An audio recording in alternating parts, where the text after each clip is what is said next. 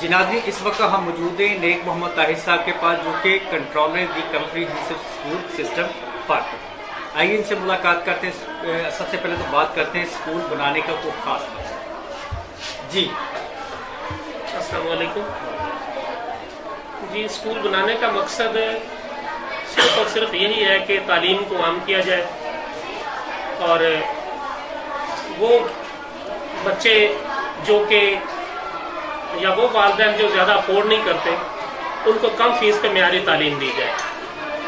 और मैं चूँकि सरकारी साइंस टीचर सरकारी स्कूल में रहा हूँ, तो मेरी कोशिश थी कि मैं प्राइवेट सेक्टर में जाके तो अपनी खिदमत सर अंजाम दूँ। तो इसलिए मैंने फिर वहाँ से थोड़ी सी सर्विस करने के बाद रिज़ाइन किया और फिर जो है मैं अपना प्राइवेट स्कूल बना लिया। तो अल्हम्दुलिल्लाह अब हम बहुत ही कम फीस में जो है वो बच्चों को मेयारी तालीम दे रहे हैं। आपके स्कूल में स्टूडेंट्स की तादाद कितनी है और उनकी सिक्योरिटी के हवाले से क्या इंतजाम हैं? हमारे स्कूल में अल्हम्दुलिल्लाह इस वक्त जो है शहर वाले जो कैंपस हैं, मेन कैंपस और जूनियर कैंपस, उसमें तकरीबन 700 के करीब दोनों कैंपसेस में तादाद है।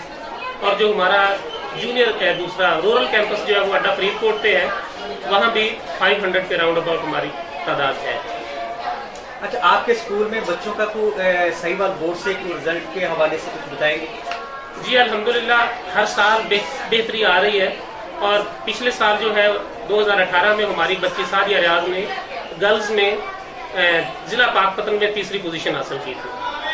अच्छा, लास्ट में एजुकेशन की बेहतरी के हवाले से मौजूदा गवर्नमेंट को आपका क्या पैगाम?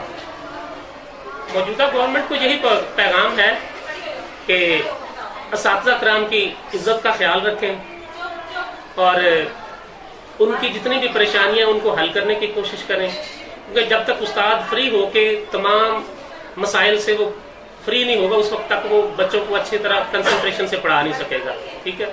दूसरी चीज़ ये है कि ये भी उनसे गुजारिश है कि कम से कम जो है वो जो प्राइवेट सेक्टर है उसको भी अपना सेक्टर समझे और उनके साथ जो है वो कोई जिस किस्म की बातें सुनते हैं कि जो नारवा सलूक की या इस किस्म की वो ना रखें। हम भी उनके पार्टनर हैं, हम भी उनको जो है वो असिस्ट कर रहे हैं।